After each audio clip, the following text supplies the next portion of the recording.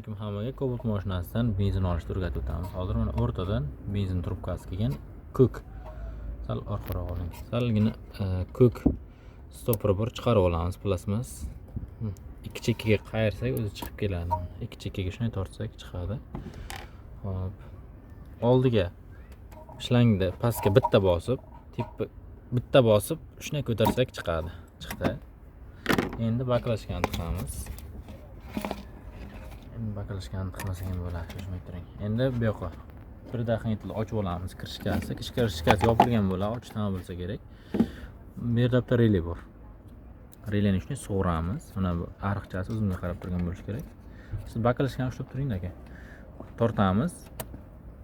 Bizga bitta sim kerak bo'ladi, ozgina, sal teparoq. Sim kerak bo'ladi. Yaxshilab ahamiyat qilamiz pastroq.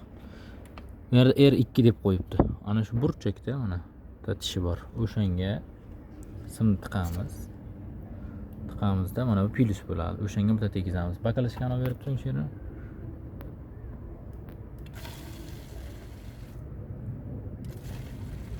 Benzin chiqyapti. Bo'ladi, bizga shunchagina benzin kerak bo'ldi. Bu yoqqa qaratib qo'ying mana. Xuddi mana shunaqa skrinshot qilib olingizlar.